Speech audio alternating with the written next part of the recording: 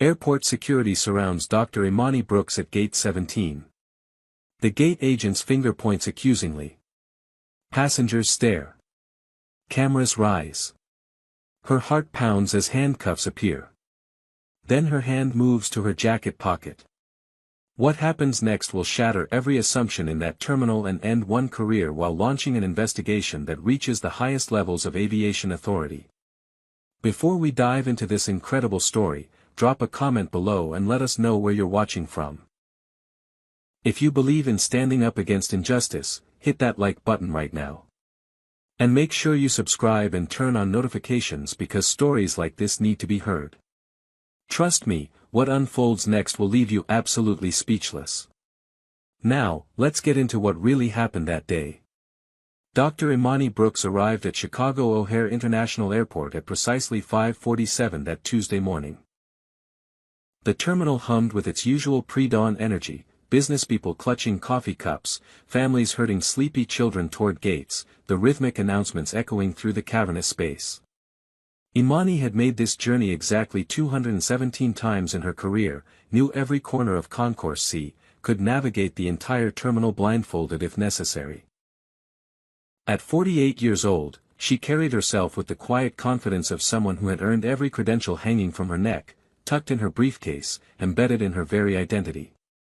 She wore a navy blazer over a cream silk blouse, practical flats that could handle miles of airport corridors, her leather briefcase gripped firmly in her right hand.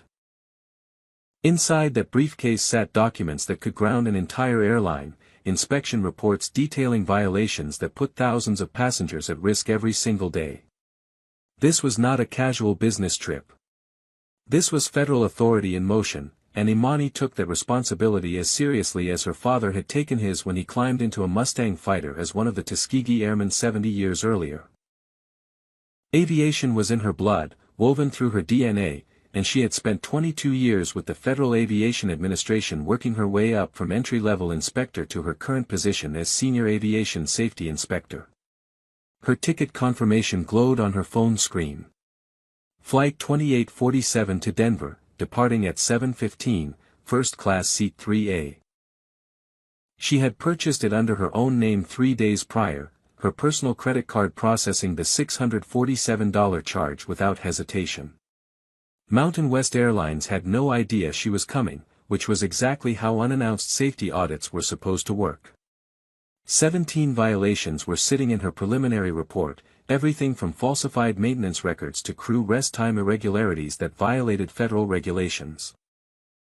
If her findings held up under scrutiny, Mountain West could face fines reaching into the millions, possible grounding of their fleet, maybe even criminal charges for executives who had signed off on fraudulent documentation. Imani stopped at the Starbucks kiosk near Gate 12, ordered her usual grande dark roast with room for cream. The barista, a young white woman named Kelsey according to her name tag, smiled genuinely and made small talk about the weather. Normal interaction, pleasant exchange, the kind of everyday courtesy that greased the wheels of civil society. Imani paid with her phone, collected her coffee, found a seat near the charging station to review her tablet one final time. The violation stared back at her from the screen. Engine inspection signed off without actual physical examination. Required maintenance intervals stretched beyond legal limits. Pilot training records that showed completion of modules the airline didn't actually offer. It painted a picture of systematic corner cutting, of profit prioritized over safety, of regulations treated as suggestions rather than requirements. She thought about the passengers who would board flights today trusting that someone, somewhere, was making sure the plane was safe. That trust was sacred to Imani. 300 people on every flight, multiplied by thousands of flights daily, millions of passengers annually, all depending on inspectors like her to stand between them and disaster. The weight of that responsibility never got lighter, never became routine, never allowed for complacency or compromise. Her father had fought for the right to defend his country in the sky.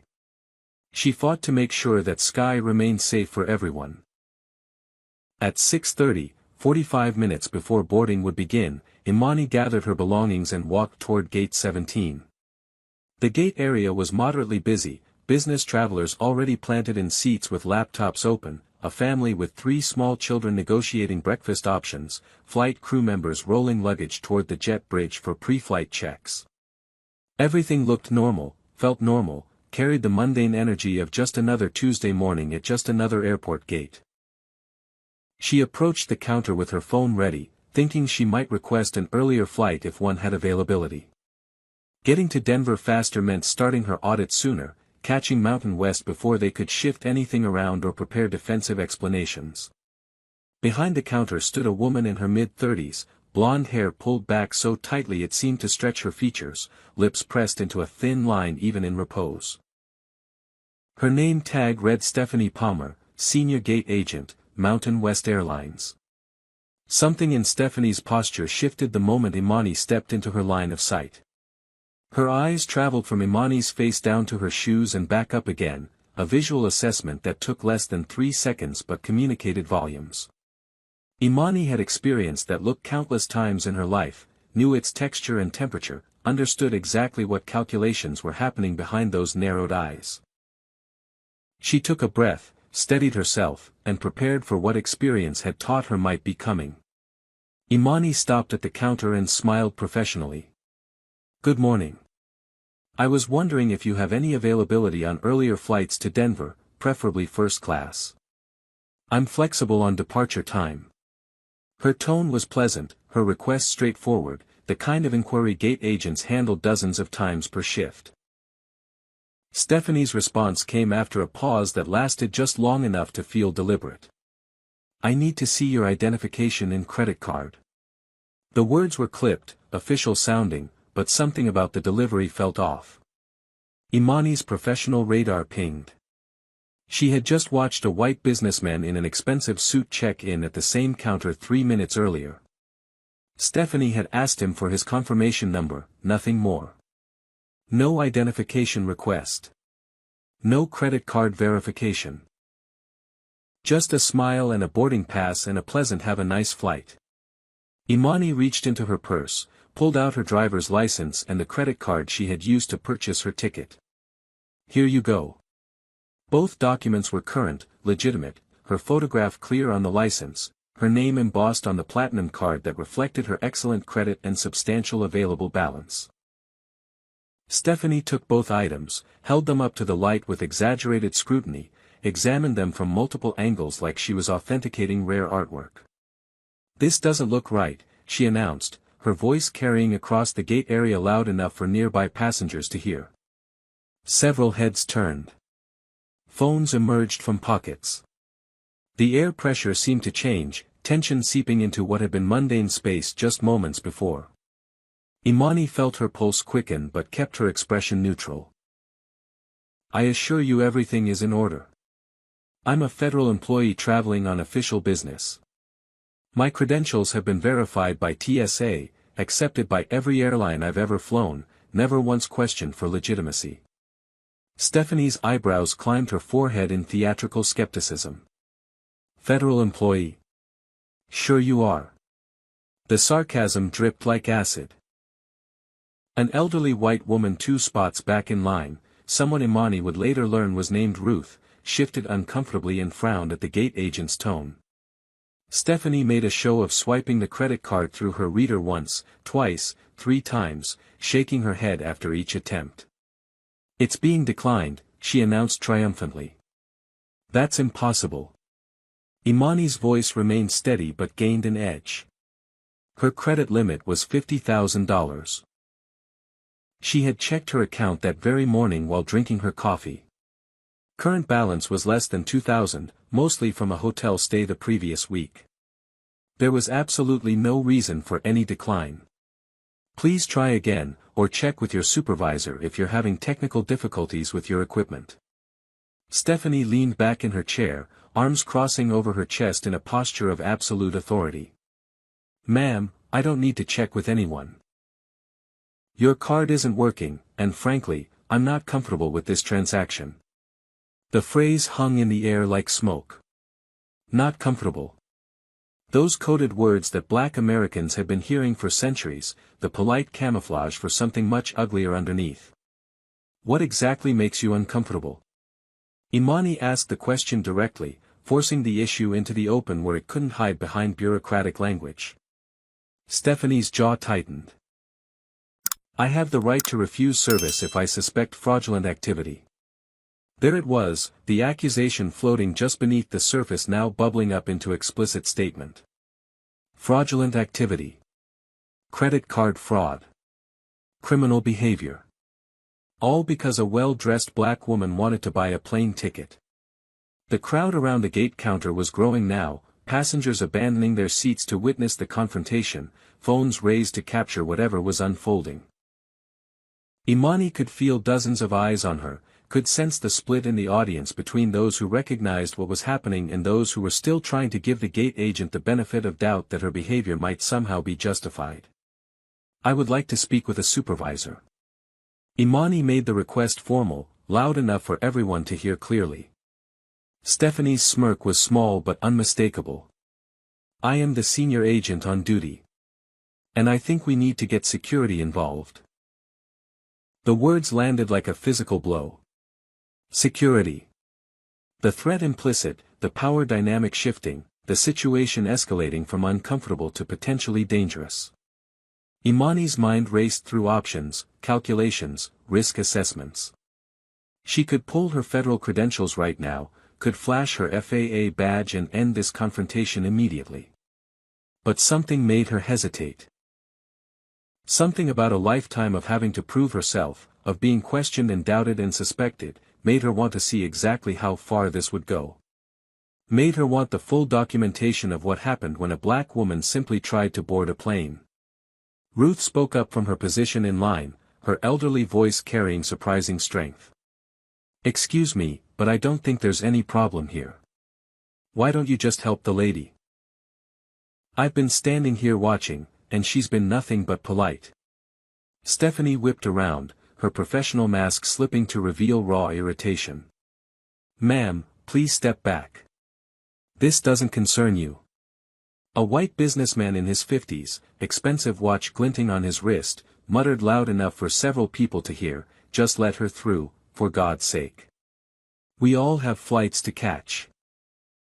But Stephanie had committed now, had planted her flag on this particular hill and couldn't retreat without losing face. Her fingers reached for the phone on her desk, punching in a 3-digit code. Security to gate 17. Possible credit card fraud and uncooperative passenger. Please respond immediately. The announcement echoed through the gate area and beyond, broadcasting to hundreds of travelers that something serious was happening, that someone was enough of a threat to require armed response. Imani stood very still, her briefcase in one hand, her coffee cup in the other, looking for all the world like exactly what she was, a professional woman trying to travel for work. But in Stephanie's eyes, in the eyes of the system she represented, Imani was something else entirely. She was suspicion made flesh. She was guilt assumed. She was a problem to be removed. And security was on the way. 2 airport security officers appeared within 90 seconds, moving through the crowd with practiced efficiency. Officer Dennis Kowalski arrived first, a white man in his mid-40s with a skeptical expression already firmly in place before he heard a single word of explanation. His partner Officer Jamal Richardson followed close behind, younger, black, his eyes scanning the scene with what looked like cautious assessment rather than predetermined judgment. Stephanie immediately launched into her narrative, her voice taking on the tone of someone reporting a crime in progress. This woman is trying to use what I believe is a fraudulent credit card. She became aggressive when I questioned her legitimacy. Several passengers nearby made sounds of protest at the word aggressive, but Stephanie talked over them, committed to her version of events. Imani's jaw tightened at the blatant lie. Aggressive. The word that got black people killed, that turned self-defense into assault, that transformed standing your ground into threatening behavior.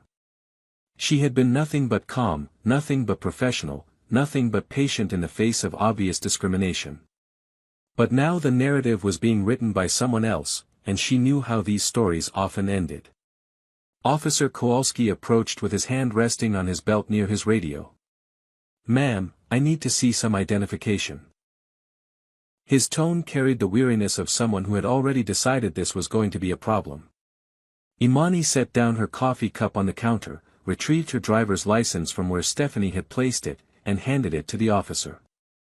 Her hands were steady despite the adrenaline flooding her system, the lifetime of training in how to survive encounters with authority kicking in automatically. Dennis examined the license with exaggerated care, tilting it in the light, comparing the photograph to her face. Jamal moved to stand slightly to the side, his positioning less confrontational, his expression troubled.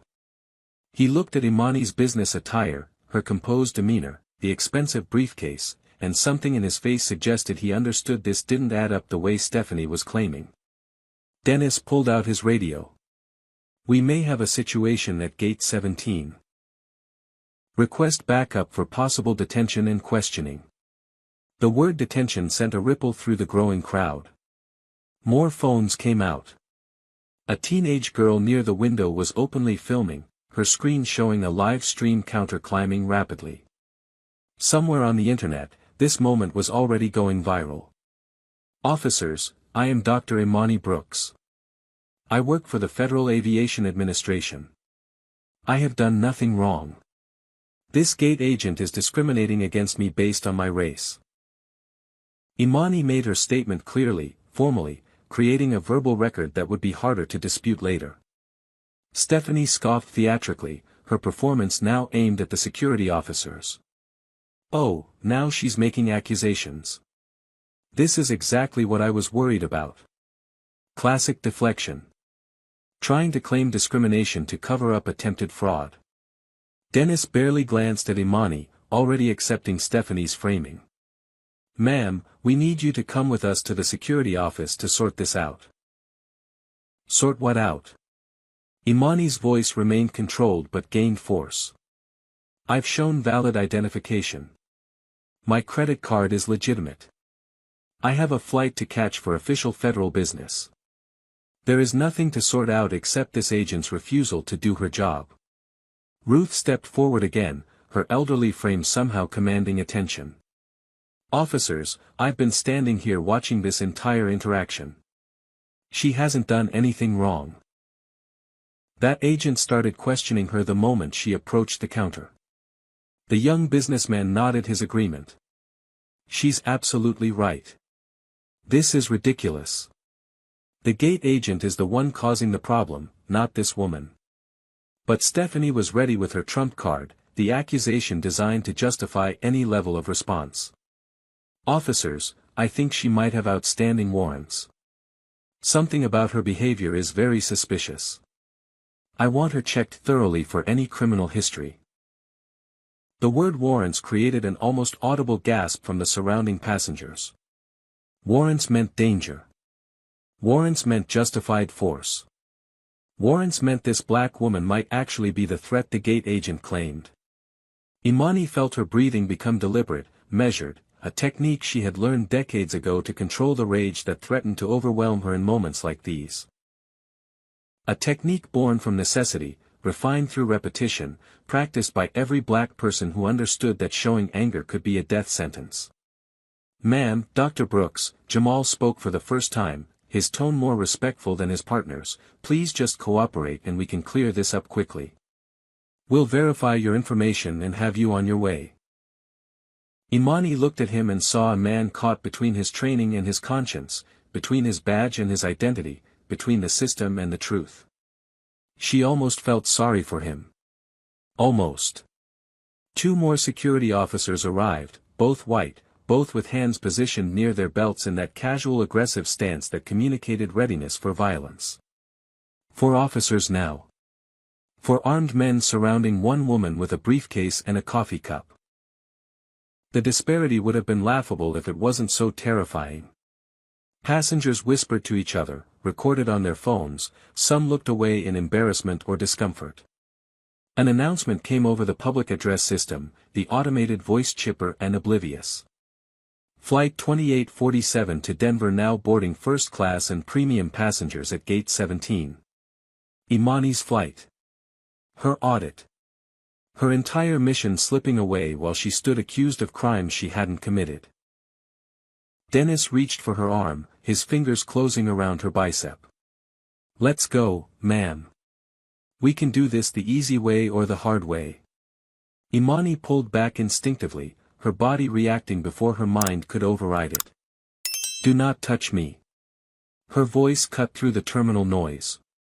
"I will walk with you if I must, but you will not put your hands on me without cause." The defiance in her tone caused Dennis to hesitate, his authority challenged in front of dozens of witnesses. His face flushed red. Jamal looked increasingly uncomfortable, shifting his weight from foot to foot. Stephanie watched the scene she had orchestrated with what could only be described as satisfaction, her arms crossed, her expression vindicated. She had called security on a suspicious black woman, and look how right she had been to do so. Look at how this woman was resisting, look at how she was proving Stephanie's point with every word of protest. Dennis stepped closer, his voice dropping to that dangerous quiet that often preceded violence. "Ma'am, you need to put your hands behind your back right now. You're arresting me." Imani's voice carried across the entire gate area, clear and strong. "For what crime, officer? What law have I broken? I presented valid identification. I attempted to purchase a service. I responded to questions. Tell me exactly what statute you believe I've violated." "Not arresting," Dennis corrected, "just detaining you while we verify your identity and check for outstanding warrants." His hand moved to his belt, and when it came back up, handcuffs glinted in the fluorescent terminal lighting. The sight of those metal restraints sent electricity through the crowd. This was real. This was actually happening. A woman was about to be handcuffed at an airport gate for the crime of trying to board a plane while black. "Dennis, maybe we should just run her information first." Jamal's voice held a note of pleading. "Before we escalate this any further, let's just check everything properly. Make some calls. Verify her story." Dennis shot him a look that could have melted steel. "I've got this, Richardson. Stand down." The dismissal was absolute, the hierarchy clear. Jamal was the junior officer, the younger partner, and perhaps most relevant in this moment, the black officer being told to step aside while his white colleague handled a black woman. The symbolism was not lost on anyone watching. Jamal's face showed the agony of someone trapped between loyalty to his badge and recognition that something was going terribly wrong. Imani's mind flashed through a catalogue of images. Philando Castile reaching for his license. Sandra Bland's routine traffic stop. Every viral video of black people being arrested, tossed, choked, shot for offenses as minor as selling cigarettes or sleeping in their own apartment. Her father's voice echoed in her memory, the speech he had given her when she turned 16. "Baby girl, you're going to have to be twice as good and 3 times as careful. When police approach you, you keep your hands visible. You speak clearly. You don't make sudden movements. You survive the encounter first, fight for justice later. Survival first. Always survival first." She made her decision in that moment, a calculation born from decades of navigating a country that saw her as suspect until proven innocent, guilty until proven otherwise, dangerous until proven harmless. "I will not resist." Her voice was steady, formal, creating another layer of documentation. "But I am formally stating for all these witnesses and cameras that this is unlawful detention and discrimination based on my race. I am being targeted because I am a black woman. Not because of any criminal activity. Not because of any legitimate suspicion. Because of the color of my skin and the prejudice of that gate agent." Stephanie jumped in immediately, her voice rising shrilly. "There she goes with the race card. This has absolutely nothing to do with race. This is about security. This is about following proper procedures." But her protest sounded hollow even to the ears of those who wanted to believe her, the lady who doth protest too much, the explanation that worked overtime to deny the obvious. A white woman in yoga pants and an expensive jacket turned to her travel companion, a man in similar athletic wear, and said in a stage whisper meant to be heard, "I can't believe this is happening. This is insane.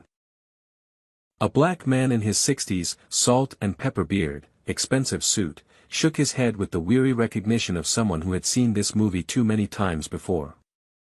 He caught Imani's eye for just a second, and in that glance passed solidarity, sympathy, and the exhausted knowledge that being excellent, being educated, being accomplished, being right, none of it mattered when someone decided you were a threat. Dennis reached for Imani's wrists, his grip firm, the cold metal of the handcuffs approaching her skin. She could feel her heart hammering against her ribs, could taste copper fear in her mouth, could hear the blood rushing in her ears. Ruth stepped forward with surprising boldness for a 73-year-old white woman from Iowa. "Young man, I am telling you right now, you are making a terrible mistake. I have flown 2 million miles in my life. I have seen good security work and bad security work. This is bad. This woman has done nothing to warrant this treatment." Dennis paused, irritated by the interruption. "Ma'am, I need you to step back or you'll be detained as well for interfering with security operations." Ruth didn't move an inch. "Then detain me. Put an old white lady in handcuffs and see how that plays on the evening news. But this is wrong and everyone here knows it."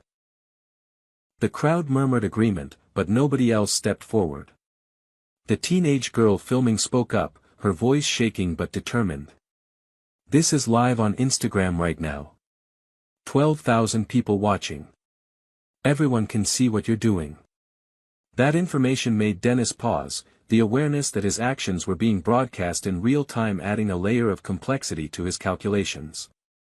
"Turn that phone off," he commanded. The girl shook her head.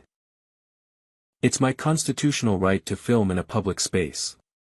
You can't stop me unless you want to violate my First Amendment rights too." The gate area was packed now, passengers from other gates drawn by the commotion, flight crews lingering to watch, a pilot in Mountain West uniform standing near the jet bridge with an expression of growing concern. Stephanie noticed the crowd too, noticed the phones, noticed the shift in energy, but she had committed to this course and couldn't back down without admitting she had been wrong from the start. "Officers, I want her removed from this gate immediately. She's disrupting operations and making other passengers uncomfortable." Imani almost laughed at the audacity. "I'm disrupting operations.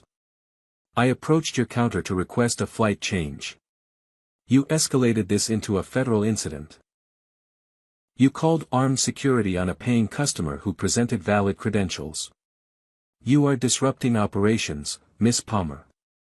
You are making passengers uncomfortable. The irony is so thick I could cut it with a knife." The intercom system interrupted with automated cheerfulness. "This is a final boarding call for Flight 2847 to Denver. All remaining passengers should proceed to Gate 17 immediately.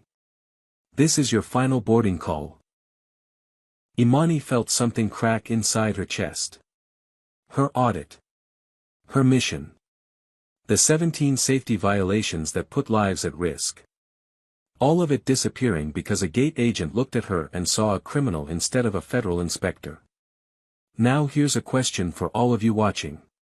Comment number 1 if you think Officer Dennis should release Dr. Brooks immediately. And if you've ever been judged unfairly based on how you look, drop a like on this video. Subscribe if you want to see more stories about people standing up to discrimination. Because what happens next is going to shock you even more than what you've already seen. Will Dr. Brooks be arrested? Will anyone step in to stop this? Will her federal credentials matter at all? Keep watching, because the badge that's about to come out of her pocket will change everything in that terminal and launch an investigation that reaches all the way to Washington. Dennis physically turned Imani toward the corridor that led to the security offices, his hand gripping her upper arm with enough pressure to leave marks. The crowd parted reluctantly, passengers watching with expressions ranging from horror to morbid fascination to uncomfortable complicity. Stephanie reached across her counter and picked up Imani's briefcase, her fingers closing around the leather handle. "I'll take this as evidence," she announced with bureaucratic authority, as if she were a police officer seizing contraband rather than a gate agent holding a passenger's personal property. The word evidence hung in the air like an accusation. Evidence of what? Evidence of the crime Imani hadn't committed? Evidence of fraud that didn't exist? Evidence manufactured from prejudice and assumption? That briefcase contains classified federal documents. Imani's voice cut through the murmuring crowd. You have no legal authority to touch it, Miss Palmer. Put it down immediately. Stephanie scoffed, actually scoffed, her contempt undisguised now. Sure they do. What are you, some kind of spy? Her laugh was mocking, designed to humiliate, to diminish, to make Imani seem delusional and her claims ridiculous. Keep moving, Dennis commanded, pulling on her arm again. Imani planted her feet, her flats gripping the industrial carpet. No. Her voice was steel. I will not move another step until I speak with airport police, not security. Actual police with actual arrest authority and actual training in constitutional rights. Real police. We'll call them from the office, Dennis said through gritted teeth. His patience was wearing thin, his authority challenged too many times in front of too many witnesses. No. Imani's position was absolute. Call them now. Right here. In front of all these cameras and all these witnesses. I am requesting police presence for an unlawful detention and civil rights violation. The standoff stretched out, two people locked in a battle of wills in the middle of a busy airport terminal, neither willing to retreat, both aware that backing down meant losing something essential. Ruth had her phone pressed to her ear, speaking urgently to someone, giving detailed descriptions of the officers, the gate number, the airline. The pilot in the Mountain West uniform took several steps closer, his professional interest clearly piqued by something Stephanie had said or something in the dynamics of the situation. Stephanie clutched the briefcase against her chest like it was proof of her righteous judgment. This woman is clearly unstable. Look at her behavior. Look at how she's resisting simple security procedures. She's obviously hiding something, probably has drugs or weapons or stolen property in here. The accusations kept escalating, kept multiplying, kept trying to justify the unjustifiable. Imani felt rage burning in her chest, felt decades of accumulated indignities pressing against her teeth, felt the weight of every time she had been followed in stores, questioned at borders, pulled over for driving while black, suspected and surveilled and treated as guilty until proven innocent. But she channeled all of that fury into glacial calm, into diamond-hard composure, into the kind of dignity that couldn't be stripped away by handcuffs or accusations or small-minded bigotry. My behavior? Imani's voice could have cut glass. I presented valid identification and a valid credit card. I made a polite request for a flight change. You refused service without cause. You made false accusations of fraud. You called armed security on a federal inspector doing her job. My behavior has been exemplary under circumstances that would justify much stronger reactions. Your behavior, Miss Palmer, is what's unstable here. Your behavior is what deserves investigation. The words federal inspector landed differently this time, carried more weight, made several people in the crowd look at each other with dawning realization that maybe, just maybe, they were witnessing a catastrophic error in judgment rather than appropriate security procedures. The pilot spoke up, his voice carrying the authority of someone used to being in command. Excuse me, did you say FAA inspector? His name tag read Captain Mitchell Brennan, 4 stripes on his shoulder indicating seniority, graying temples and weathered features suggesting thousands of flight hours and decades of experience. Imani turned to look at him, recognizing the Mountain West Airlines uniform, understanding in that moment the twisted irony of the situation. Yes, Captain. I am Dar.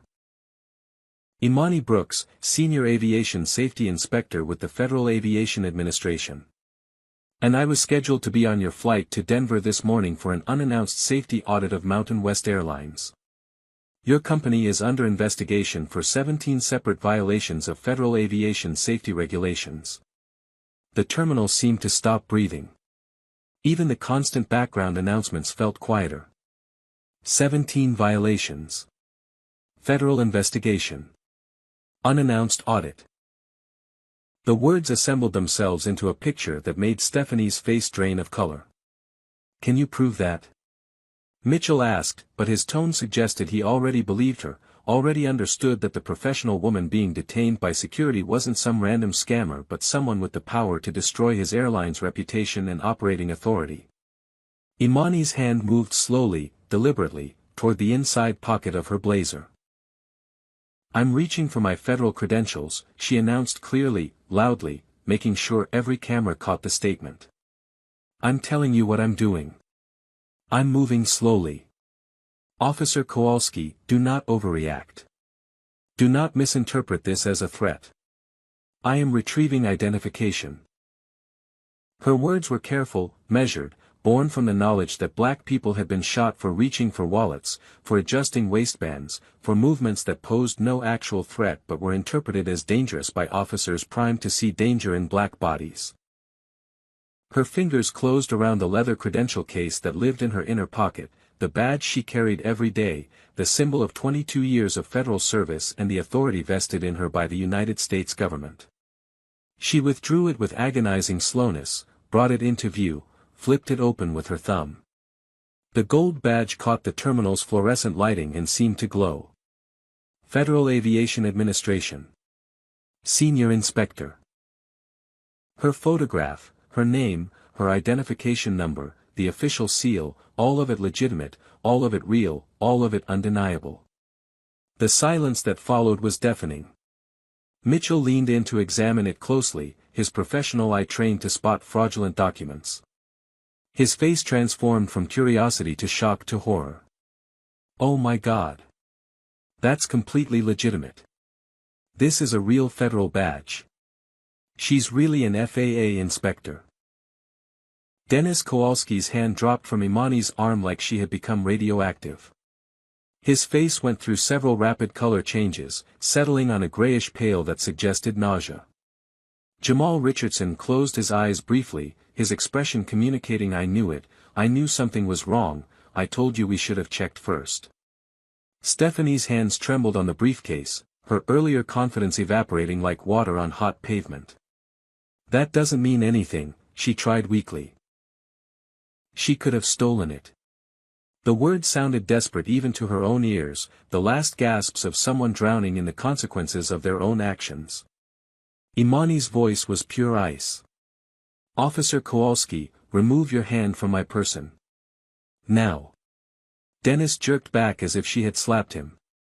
Imani walked forward 3 steps, reached out, and took her briefcase from Stephanie's nerveless fingers. And you, Miss Palmer, have just interfered with a federal inspection. This briefcase contains confidential audit documents, preliminary findings, and evidence of safety violations. Your airline, Mountain West, is under investigation for 17 separate violations ranging from maintenance record falsification to crew rest time violations to documentation fraud. And now, I'll be adding a supplemental report about discrimination, civil rights violations, and obstruction of federal duties by your gate agent to my official findings. Mitchell Brennan's professional composure cracked. 17 violations. His voice was faint. We're under investigation for 17 violations and I didn't know. Imani looked at him with something that might have been sympathy. That's what unannounced means, Captain. Your executives knew. They've been receiving notices for 6 months. But they apparently decided not to inform flight crews that the FAA was building a case that could ground your entire fleet. Stephanie backed up against her counter, her mouth opening and closing without sound. I was just doing my job. I thought, what did you think, Miss Palmer? Imani's question was surgical. Be specific. You thought that a well-dressed black woman with valid identification couldn't possibly afford a first-class ticket. You thought she must be committing fraud. You thought she deserved to be handcuffed and humiliated in front of hundreds of people. Tell me exactly what you thought, because I'm very interested in documenting your thought process for my federal report and for the civil rights lawsuit that will inevitably follow this incident. The gate agent had no answer, nothing that could be said out loud, nothing that wouldn't confirm the ugly prejudice that had motivated every action she had taken that morning. Ruth pushed through the crowd, her elderly face fierce with vindication. "I called my son. He's an attorney with the ACLU. He's on his way here right now. He specializes in civil rights cases. And Miss Palmer, you just handed him the easiest case of his entire career." 2 actual Chicago aviation police officers arrived within minutes, summoned by Dennis's increasingly panicked radio calls once he realized the magnitude of his error.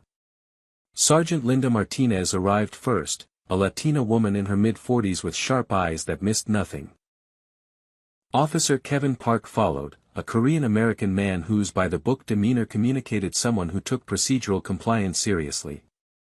Linda scanned the scene, took in the federal badge still open in Imani's hand, the pale-faced security officers, the defiant elderly white woman, the gate agent who looked like she might faint.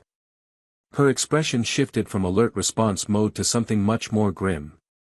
"What's going on here?" The question was directed at Dennis, but her tone suggested she already knew this was going to be bad. Dennis tried to explain, his words tumbling over each other. "We were called to investigate possible credit card fraud. The gate agent said this woman was using a stolen card and became aggressive when questioned. We were attempting to detain her for questioning when she..." Linda cut him off with a raised hand. "Did you run her credit card information? Contact her bank? Check her identification against criminal databases? Verify any of the gate agent's claims before attempting to detain her?" The questions hung in the air. Dennis's silence was answer enough. "So you detained a federal inspector," Imani noted Linda's emphasis on those words, "based solely on a gate agent's unverified suspicion. Without conducting any actual investigation. Without following any proper procedures. Without considering that maybe, just maybe, the gate agent might be wrong." "Sergeant, I suggested we verify her credentials first." Jamal spoke up, his voice carrying both vindication and sadness. "I told Officer Kowalski we should check everything before escalating.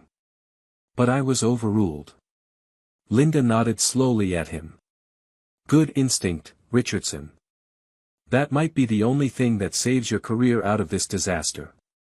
She turned to Imani, and her expression softened slightly.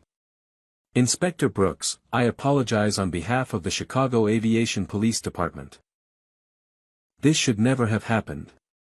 You were racially profiled, falsely accused, and illegally detained. I'll be filing a full report that will support any complaint you choose to make. Your apology, while I appreciate the sentiment, doesn't address the systemic problem." Imani's response was measured but left no room for deflection. "Sergeant Martinez, how many other black passengers has Miss Palmer subjected to this treatment? How many got on their flights knowing they'd been profiled but were too exhausted to fight? How many gave up and went home? How many didn't have federal badges to protect them?" The question struck like hammer blows because everyone present knew the answers. This wasn't an isolated incident. This was pattern made visible. This was systemic discrimination caught on camera. This was what happened 1,000 times a day in airports and stores and banks and schools, usually without witnesses, usually without documentation, usually without consequences for the perpetrators. Captain Mitchell Brennan stepped forward, his face set in hard lines. "Stephanie Palmer, you are suspended effective immediately pending a full investigation. Give me your airport access credentials, your security badge, and your radio." Stephanie's face crumbled. "Captain, please, I was trying to protect the airline. I thought she was, what did you think?" Mitchell's voice was harsh. "That she was a criminal. Based on what evidence? Her skin color? Her confidence? The fact that she had the audacity to request a first-class seat? You just handed the FAA a weapon to destroy this airline. You discriminated against the one person who literally holds our operating certificate in her hands. Do you understand what you've done?" The briefcase in Imani's grip suddenly looked like it contained nuclear launch codes. More Mountain West employees were arriving now, summoned by urgent calls, their faces showing various stages of panic as they assessed the situation. Regional Manager Douglas Fletcher pushed through the crowd, his expensive suit and forced smile the very picture of corporate damage control. "Inspector Brooks, please, I'm sure we can discuss this reasonably. Can we perhaps move to a private conference room and talk about how to proceed in a way that benefits everyone?" Reasonably. Imani's laugh was sharp and humorless. Was it reasonable to accuse me of fraud? To call security? To attempt to handcuff me in front of hundreds of witnesses while your gate agent clutched my confidential federal documents? Douglas scrambled for traction. Stephanie acted independently.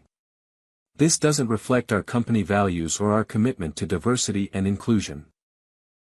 Our official policy strictly prohibits discrimination of any kind."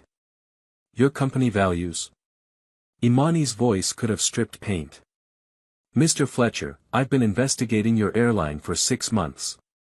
Those 17 violations I mentioned. They paint a clear picture of a company that cuts corners, ignores regulations, and prioritizes profit over safety and compliance. This incident isn't an aberration. It's perfectly consistent with the culture I've documented." The terminal crowd had grown even larger, people from other concourses drawn by the commotion, by the sight of police and security and airline managers all clustered around one gate. The teenage girl was still filming, her phone held steady, her live stream viewer count climbing past 50,000. Imani addressed the crowd directly, her voice carrying to every corner of the gate area. "Let this be documented for everyone watching. I am Dar. Imani Brooks, Senior Aviation Safety Inspector with the Federal Aviation Administration. I hold a doctorate in aerospace engineering. I've served the federal government for 22 years. I was racially profiled, accused of crimes I didn't commit, and nearly arrested while traveling on official government business simply because a gate agent looked at me and decided I was a criminal. This is what discrimination looks like. This is what happens when bias infects institutional systems.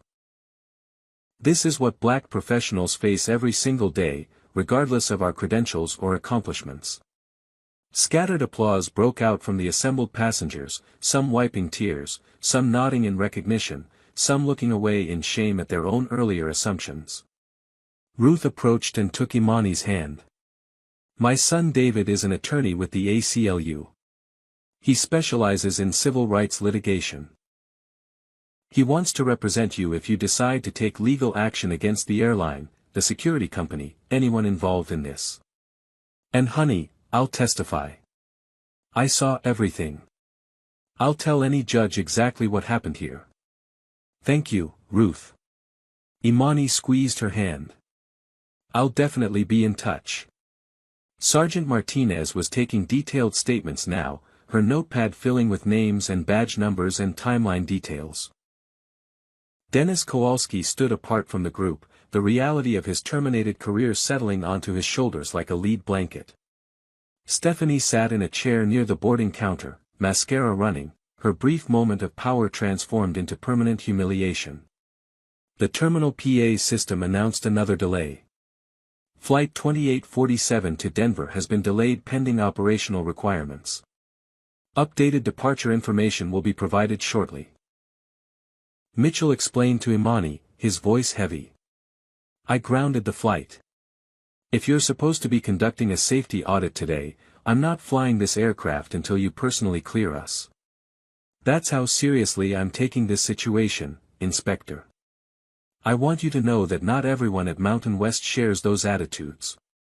Imani studied him, seeing something genuine in his expression versus Douglas's corporate panic.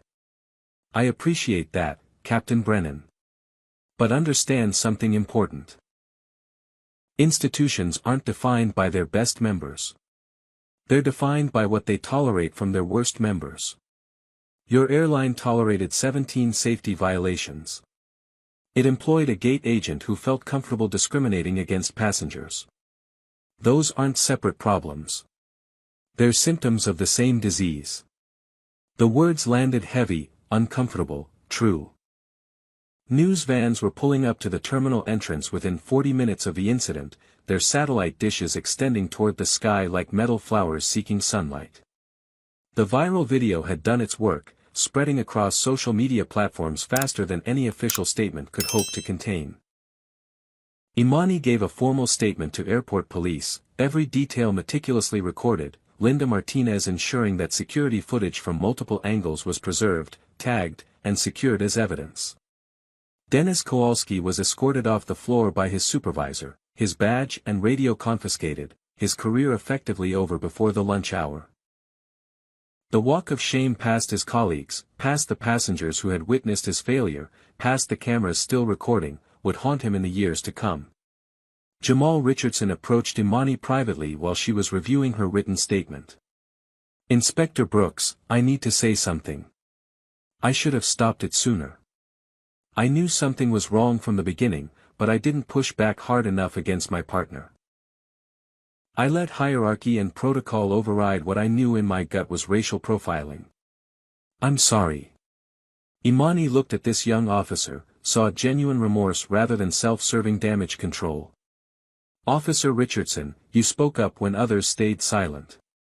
You questioned the procedure when it would have been easier to go along. That matters. Remember this feeling. Use it to be better than the system that trained you. Don't let this be the last time you trust your instincts over someone else's prejudice." He nodded, his throat working, clearly moved by grace he hadn't expected to receive. Douglas Fletcher was still trying to negotiate, following Imani as she gathered her belongings. "Inspector Brooks, what can Mountain West do to make this right?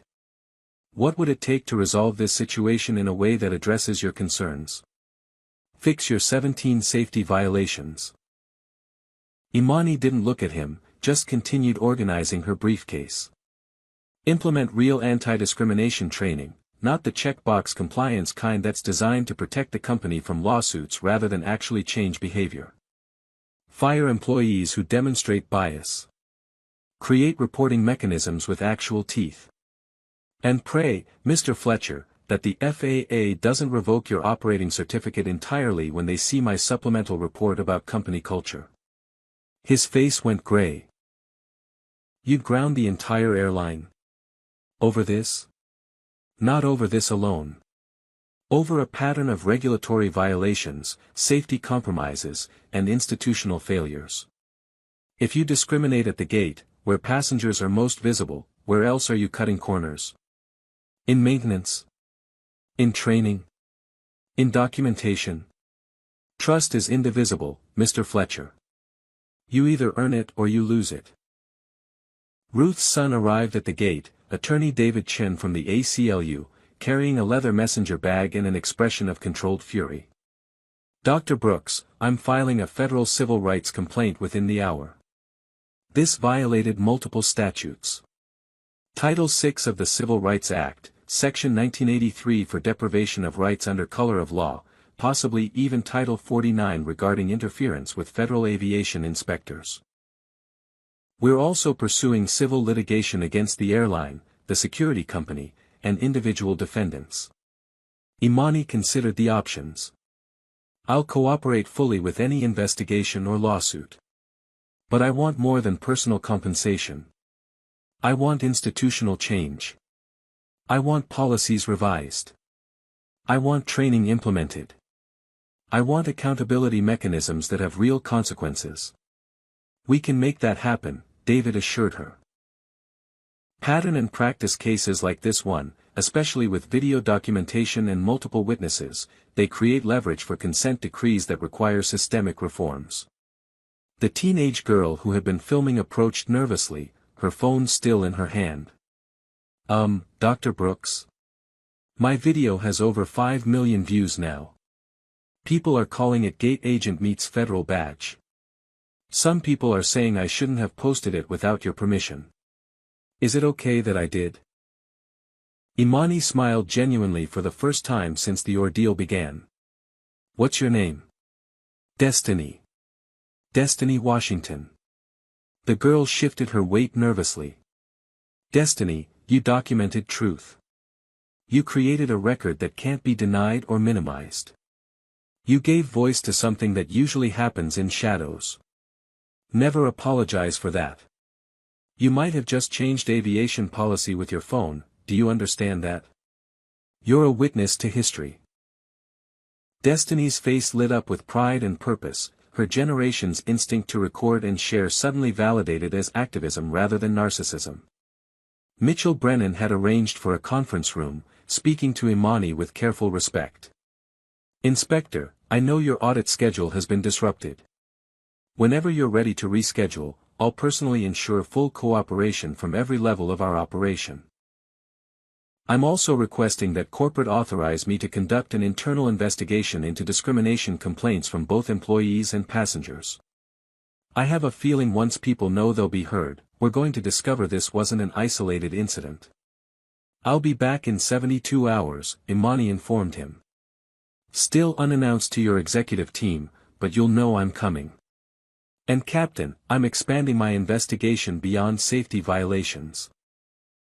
I want to see your employment records, your customer service complaints, your internal communications about passenger issues.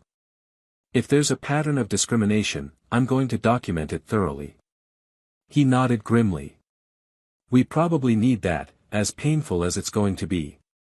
A television reporter managed to penetrate security, microphone extended, camera operator filming from behind her shoulder. Dr. Brooks, I'm Jennifer Wu from Channel 7 News. Can you tell our viewers how you're feeling right now after what you experienced?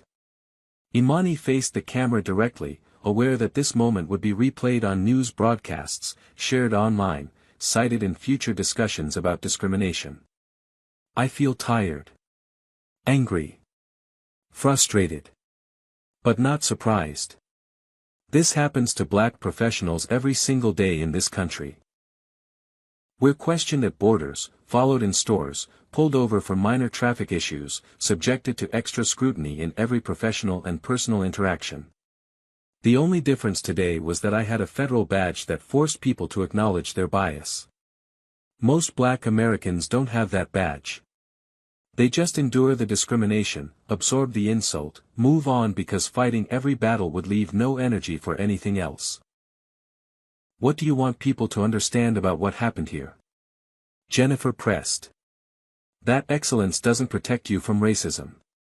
Credentials don't shield you from discrimination. I have a doctorate in aerospace engineering. I've served the federal government for 22 years. I have authority over airline operating certificates. I carry a federal badge. And I was still treated like a criminal for the act of purchasing an airline ticket. If this can happen to me, with all my institutional armor, what happens to black teenagers? To black grandmothers? To black people who don't have lawyers and badges and federal authority? They get arrested. They get roughed up. Sometimes they die. And the system says they should have complied better, should have been less threatening, should have known their place. Her words cut through the screen, raw and honest and impossible to dismiss. Back at the gate, Stephanie Palmer was being interviewed by airline human resources and corporate attorneys, the recording devices documenting what would likely be used against her in multiple legal proceedings. She was realizing in real time that her career was over, that her name would be forever associated with racial profiling, that job applications and Google searches would bring up this incident for the rest of her life. The 15 minutes of power she had wielded over Imani had cost her everything. Douglas Fletcher was on his phone with airline executives in Dallas, his voice strained. Yes sir, it's as bad as it sounds. Worse actually, because she's not just any federal inspector. She's the senior inspector assigned to our safety audit. The one we've been preparing for. And yes sir, the one we thought we could manage by cleaning up the most obvious violations. She saw through all of it, and now she's seen how we treat black passengers too. Imani checked her watch, the elegant timepiece showing 10:17 in the morning. 5.5 hours since she had entered this terminal expecting a routine work trip, anticipating a standard safety audit, planning to review maintenance records and interview crew members. Instead she had become a test case, a viral video, a symbol of systemic discrimination, and a catalyst for changes that would ripple through the aviation industry. Linda Martinez approached with a case number written on an official form. "Inspector, my complete report will support everything you've stated. I've been a police officer for 19 years. I've seen a lot of situations. This was as clear-cut a case of racial profiling as I've ever documented. Thank you, Sergeant." "No, Imani, thank you." Linda's voice was quiet but intense. "You stayed calm when you had every right to explode. You maintained your dignity when they tried to strip it away. You probably saved your own life by not giving them any excuse to escalate to physical force. We both know how these encounters can end." The grim truth of that statement settled between them like ash. 72 hours later, Dr. Imani Brooks returned to Denver as promised. Her arrival was no longer secret, her presence announced by news coverage, social media discussion, and the weight of national attention focused on Mountain West Airlines. The company had terminated Stephanie Palmer for cause, issued a company-wide memorandum about anti-discrimination policies, and suspended 3 other employees pending investigation into similar complaints. But Imani's audit uncovered far more than cosmetic changes could address. In the maintenance hangar at Denver International, she discovered 8 additional violations beyond the original 17. Engine inspection logs with forged signatures. Required parts replacements delayed months past federal limits. Training records for mechanics that claimed certifications the individuals had never actually earned. The maintenance chief, a heavy-set white man named Harold Perkins, tried to intimidate her when she began photographing discrepancies. "Little lady, you're looking at things you don't understand. This is how the business works. Shortcuts are necessary to stay competitive. Nobody actually follows every single regulation to the letter." Imani didn't even glance up from her tablet where she was documenting the violations. "Sir, I just faced down armed security officers who wanted to handcuff me. You think a clipboard and a raised voice are going to scare me?" Harold backed down immediately, recognition dawning that the woman taking notes held the power to end not just his career but the entire airline's operating authority.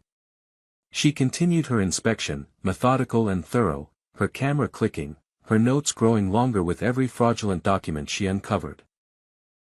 She interviewed crew members privately, ensuring confidentiality for those willing to speak honestly about company culture. A black flight attendant named Tasha Williams broke down during her interview, years of accumulated slights and discrimination pouring out in a flood of relieved testimony. "They make us prove ourselves every single day, Dr. Brooks. Passengers question whether we're actually crew or just someone who wandered onto the plane. They ask for white flight attendants when we're trying to serve them. They assume we're incompetent before we even speak. And when we report it to management, we're told we're being too sensitive.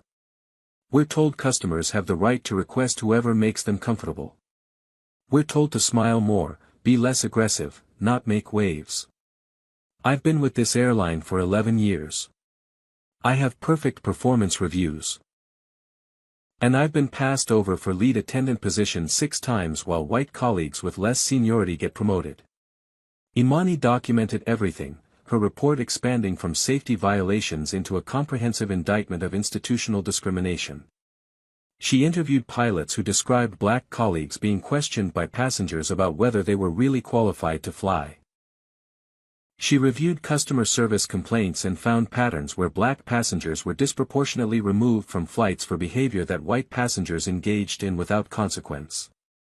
She examined hiring practices and found that black applicants faced additional interview rounds and higher qualification requirements than their white counterparts. The picture that emerged was damning, systematic, and ultimately unsurprising to anyone who understood how bias infected systems from top to bottom.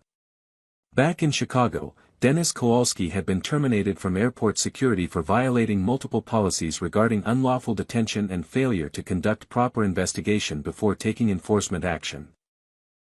He filed a wrongful termination lawsuit claiming he was just following standard protocol, that his supervisors had trained him to respond to gate agent concerns seriously, that he was being scapegoated for systemic issues. But the security footage released through Discovery destroyed his case. Video from 4 different angles showed his aggressive approach, his dismissal of Jamal's concerns, his refusal to check Imani's credentials properly, his immediate assumption that the well-dressed black woman must be the problem. The footage showed what his written statement tried to hide, that bias had driven every decision from the moment he arrived at the gate. Stephanie Palmer gave interviews trying to salvage what remained of her reputation, appearing on a local news program to claim she had made an honest mistake in judgment. "I thought I was protecting the airline. I thought I was following proper security procedures. I never intended to discriminate against anyone." But Destiny Washington's video contradicted every word. The footage showed Stephanie's mocking tone when Imani mentioned being a federal employee. It captured her comment about the race card. It preserved her smirk when security arrived, her satisfaction at watching Imani being detained. The video was truth that couldn't be spun or reframed or explained away. Social media conducted its own trial, swift and merciless. Within a week, Stephanie's name was synonymous with racial profiling, used as a cautionary example, turned into memes and commentary about the consequences of discrimination. Mountain West Airlines stock dropped 12% in 8 days as investors worried about potential FAA sanctions, lawsuits, and reputation damage. The company announced creation of a diversity and inclusion task force, promised comprehensive anti-bias training, committed to reviewing all passenger complaints from the previous 5 years to identify patterns of discrimination. But market analysts and civil rights advocates alike questioned whether these were genuine reforms or corporate damage control designed to minimize legal exposure. FAA headquarters in Washington, D.C. convened a special review board to assess Imani's findings. She presented her expanded report to Administrator Robert Kendrick and 6 senior officials, the conference room silent as she detailed not just safety violations but a culture of cutting corners that extended to human dignity. Administrator Kendrick studied the report, his weathered face grave. "Inspector Brooks, this is extensive. You've documented safety violations that could justify grounding their fleet. But you've also documented discrimination that goes beyond our typical regulatory scope. How do you see these issues as connected?" "Sir, with respect, they're not separate issues at all." Imani leaned forward, her conviction absolute. An airline that tolerates discrimination in passenger treatment is demonstrating the same mindset that tolerates safety shortcuts. Both reflect institutional cultures where rules are viewed as obstacles rather than protections. Where profit supersedes compliance. Where accountability is avoided rather than embraced. If Mountain West management allowed systemic racism to flourish in customer service, why would we trust their commitment to safety regulations? The values are identical. Follow rules when convenient, ignore them when inconvenient, assume you won't get caught. She presented additional data compiled from industry-wide sources. Black pilots face on average 3.2 years longer to reach captain positions compared to white pilots with equivalent experience and performance. Black passengers are removed from flights at rates 2.8 times higher than white passengers. Black aviation employees report hostile work environments at rates exceeding their white colleagues by a factor of 3 to 1. These aren't isolated incidents, Administrator. This is pattern. This is system. This is culture that permeates the entire industry. The room was silent, uncomfortable truths hanging in the air like smoke. "What do you recommend, Inspector Brooks?" Kendrick asked the question knowing it would require him to either embrace uncomfortable action or reveal that even federal authority had its limits. Mandatory bias training with real consequences, not optional webinars that employees click through while checking email. Anonymous reporting systems for employees that protect whistleblowers rather than exposing them to retaliation. Passenger bills of rights with actual enforcement mechanisms and penalties for violations. Independent oversight of airline diversity metrics tied to operating certificates. An administrator, I'm requesting appointment to lead a task force on equity in aviation with authority to investigate complaints, recommend sanctions, and drive policy changes across the industry. The ask was bold, possibly career-limiting if she had misjudged her leverage. But her recent viral moment had made her bulletproof in ways that institutional authority rarely achieved. The FAA needed her more than she needed them right now, and everyone in that conference room knew it. Meanwhile, David Chen's civil rights lawsuit was gaining traction through federal court. The Department of Justice announced a formal investigation into discriminatory practices in the airline industry, citing Imani's case as evidence of widespread civil rights violations requiring federal intervention. Ruth testified before a congressional subcommittee on transportation about what she had witnessed at Gate 17. "I'm a 73-year-old white woman from Des Moines, Iowa. I've had privilege my entire life without recognizing it, without examining it, without understanding how it insulated me from experiences that Black Americans face daily. That morning at the airport opened my eyes in ways that decades of news stories never did." Watching Dr. Brooks maintain her dignity while being treated like a criminal, watching her stay calm while I was shaking with anger, it showed me that everything I thought I understood about equality in America was incomplete. Her testimony went viral in its own right, an elderly white woman speaking uncomfortable truths to power, her silver hair and grandmother appearance lending credibility that shouldn't have been necessary but undeniably was. Captain Mitchell Brennan used his authority to implement immediate changes at the crew level, creating a confidential reporting system for discrimination that bypassed normal management channels and sent complaints directly to an independent review board. Some pilots resisted, grumbling about political correctness run amok, about having to walk on eggshells, about reverse discrimination.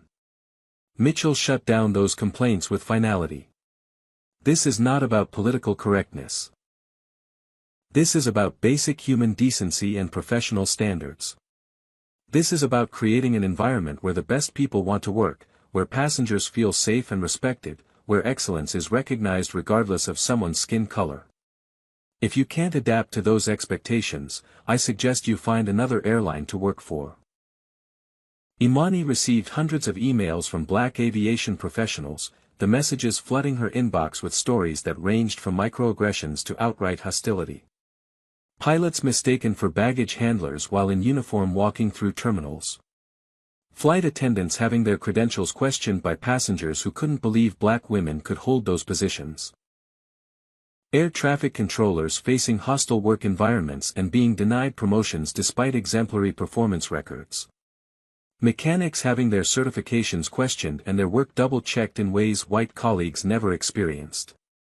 Each story was individual, but together they formed a tapestry of systematic exclusion, a pattern that couldn't be dismissed as isolated incidents or individual bad actors. This was cultural. This was institutional. This was the aviation industry's open secret finally being dragged into public examination. Her father called from his assisted living facility, his voice carrying across the line with the authority he had commanded as a Tuskegee airman and later as an Air Force general. "Baby girl, I'm proud of you. You stood tall when they tried to bend you. You kept your head when they tried to take your dignity. You honored every Black aviator who came before you and opened doors for everyone coming after." "Daddy, I was terrified," Imani admitted, her voice cracking. "The whole time, I was thinking about Sandra Bland, about Philando Castile, about everyone who didn't survive these encounters. I kept thinking this could go so wrong so fast. Courage isn't not being scared, baby. Courage is being scared and staying dignified anyway. You did what warriors do. You survived the battle and then you made sure the war moved forward." Her eyes filled with tears, releasing trauma she had held professional and controlled for days, finally allowing herself to feel the weight of what she had endured. 6 months after the incident at Gate 17, the Federal Aviation Administration launched the Aviation Equity Initiative, the first federal program specifically designed to address discrimination in commercial aviation. Dr. Imani Brooks was appointed director, her new office located in Washington, D.C. with authority to investigate complaints, recommend policy changes, and coordinate with other federal agencies on civil rights enforcement. Her first action was to establish standardized reporting requirements for airlines, mandating that they track and disclose discrimination complaints in the same way they tracked safety incidents. Transparency, she argued in her first press conference, was the foundation of accountability. What gets measured gets managed, and discrimination had been unmeasured for far too long. Mountain West Airlines operated under a consent decree negotiated between the Department of Justice, the FAA, and the company's legal team. The airline was required to meet specific diversity benchmarks in hiring and promotion, implement quarterly anti-bias training with verified completion and comprehension testing, establish an independent ombudsman to investigate passenger and employee complaints, and submit to unannounced audits of both safety and discrimination practices for 5 years. Failure to comply would result in escalating fines and potential suspension of operating authority. 17 other airlines voluntarily adopted similar policies to avoid becoming subjects of federal investigation, understanding that the regulatory environment had fundamentally shifted. Stephanie Palmer's case became a standard training example in aviation management courses under the heading of what not to do. She was permanently banned from working in any capacity at any federally regulated airport, her security clearance revoked, her name appearing on industry watch lists. She found work in retail, her LinkedIn profile scrubbed of any reference to her airline career, her Google results dominated by articles about the Gate 17 incident. The consequences were severe, permanent, and entirely appropriate for someone whose prejudice had nearly resulted in a federal inspector being arrested. Dennis Kowalski's wrongful termination lawsuit failed at every level, dismissed by the trial court, rejected on appeal, generating precedent that employers could indeed terminate officers who engaged in racial profiling without providing additional process or compensation. Jamal Richardson completed additional training in civil rights and de-escalation, becoming a vocal advocate for reform within airport police departments nationwide. He spoke at conferences about the pressure junior officers faced to follow bad leadership, about the courage required to speak up when procedures violated rights, about the importance of trusting instinct when something felt discriminatory even if policy seemed to support it. His testimony was powerful precisely because it came from inside the system, from someone who wore the uniform and understood its culture but refused to let that culture compromise his integrity. Captain Mitchell Brennan was promoted to chief pilot for Mountain West, given expanded authority to reshape company culture from the operational level up. He implemented changes that made Mountain West an unexpected leader in aviation diversity, proving that institutional reform was possible when leadership committed to genuine change rather than performative gestures. Ruth and Imani remained friends, texting regularly, meeting for coffee when their schedules allowed. Ruth attended Aviation Equity Initiative events, her white hair and grandmother appearance disarming audiences before she delivered sharp critiques of systemic racism. She became an unexpected activist in her 70s, telling her story to church groups and civic organizations, using her privilege and credibility to open conversations that might otherwise remain closed. David Chen's civil rights lawsuit against Mountain West, Stephanie Palmer, Dennis Kowalski, and the security company settled for an undisclosed sum that news reports estimated in the 7-figure range. Imani donated most of her settlement to establish the Imani Brooks Scholarship Fund, supporting black students pursuing careers in aviation, aerospace engineering, and related fields.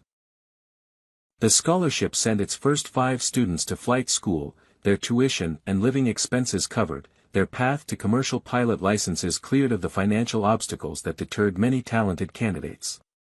Destiny Washington was among the first scholarship recipients, her viral video having not just documented injustice but also changed the trajectory of her own life. "You inspired me," she told Imani at the scholarship ceremony, her eyes bright with possibility. "Before that day, I thought aviation was for other people. Rich people. White people. People who didn't look like me. But watching you stand up to them, watching you refuse to back down, it made me think maybe there's space for me too. Watching you made me brave." Imani hugged her, this teenager who had wielded her phone like a weapon against injustice, whose generation's instinct to document everything had created accountability where silence once reigned. Congressional hearings led to new legislation, the Aviation Passenger Protection Act requiring airlines to report discrimination complaints to federal authorities, creating whistleblower protections for employees who reported bias, establishing federal oversight mechanisms with real enforcement power, and mandating regular civil rights audits as condition of maintaining operating certificates. The airline industry fought the legislation initially, lobbying against federal overreach, warning about increased costs and operational burdens. But public pressure was overwhelming. The video of Imani being surrounded by security officers having reached over 50 million views across platforms, having sparked conversations in living rooms and classrooms and boardrooms about discrimination that many white Americans had previously dismissed as exaggeration or oversensitivity. The legislation passed with bipartisan support, signed into law with Imani and Ruth standing behind the president during the ceremony. Imani gave the keynote address at the Women in Aviation International Conference 9 months after the incident, speaking to 3,000 aviation professionals from 40 countries. That day at Gate 17, I had a choice, she began, her voice carrying to the back of the conference hall. I could have pulled my federal badge immediately, avoided the confrontation, used my institutional authority to bypass the discrimination. But something made me wait. Made me let it play out. Because I understood that if this could happen to me, with all my credentials and authority and institutional armor, what hope did others have? My humiliation became documentation. Destiny's video became evidence. Ruth's testimony became advocacy. And now we have systemic change, not just in one airline but across the industry. But I want to be clear about something. She paused, making eye contact with audience members scattered throughout the massive hall. This wasn't victory. This was survival that created opportunity for change. True victory will come when Black aviation professionals don't need viral videos to be treated with basic dignity. When Black passengers don't board planes wondering if someone will question their right to be there. When Black children can see people who look like them in every role from gate agent to pilot to executive and know those paths are genuinely open. We've made progress. We've created accountability mechanisms. We've changed policies. But policy changes don't automatically change hearts, and the work of dismantling systemic racism requires both. The standing ovation lasted 4 minutes, but Imani knew the applause was easier than the ongoing work of transformation. She visited her father at his nursing home the following week, bringing him printed copies of the scholarship announcement and the new federal regulations. General Harold Brooks examined the documents with hands that trembled slightly but eyes that remained sharp. The Tuskegee Airmen fought for the right to fly, baby girl. We proved we could do it, proved we deserved the chance, proved that excellence has no color. You're fighting the same fight 70 years later. Fighting for dignity, for recognition, for the right to exist in these spaces without constantly proving our humanity. Same fight, Daddy. Imani squeezed his weathered hand. Same fight in different uniforms. But we're making progress. Slow progress, painful progress, but progress nonetheless. He smiled, and in that smile was the legacy of every Black aviator who had fought their way into the sky against winds designed to keep them grounded. Final scene found Imani at an airport 6 months later, different city, different airline, morning sunlight streaming through terminal windows. She approached a gate counter, her briefcase in hand, her federal badge in her pocket but not yet needed. The gate agent, a young Black woman whose name tag read Simone Jackson, looked up with a genuine smile. Good morning. How can I help you today? Her tone was warm, professional, carrying none of the suspicion that had infected Stephanie Palmer's greeting all those months ago. Imani made a simple request about seat assignments, the interaction proceeding smoothly, pleasantly, exactly the way every customer service exchange should proceed. No extra verification requested. No credit card scrutinized. No security called. Just normal professional courtesy extended without reservation or prejudice. She boarded her flight, first-class ticket accepted without question, her place in that space unquestioned and unchallenged. She settled into seat 2A, fastening her seatbelt, breathing deeply as the cabin door closed and engines began their pre-flight warm-up. She opened her laptop, her email showing 12 new complaints submitted to the Aviation Equity Initiative, 12 more stories of discrimination requiring investigation and response. She cracked her knuckles, rolled her shoulders, and began reading through the details. The work continued. The fight continued. Progress was neither linear nor guaranteed, but momentum had shifted. Visibility had increased. Accountability had teeth. She thought about Destiny preparing for her first solo flight, about the scholarship recipient studying for commercial pilot exams, about Ruth testifying before another congressional committee, about changes rippling through the industry because one gate agent made a catastrophic error in judgment and one federal inspector refused to let that error go undocumented. They thought the badge would silence me, Imani reflected as the plane pushed back from the gate. They were half right. It silenced the terminal that morning, stopped the immediate threat, forced recognition of authority they wanted to deny. But it gave me a voice that carries much further now. Every airport, every airline, every young person who looks like me and wonders if aviation has space for them. My answer is yes. I'm making sure of it. The plane accelerated down the runway, lifted into morning sky, climbing above clouds toward cruising altitude.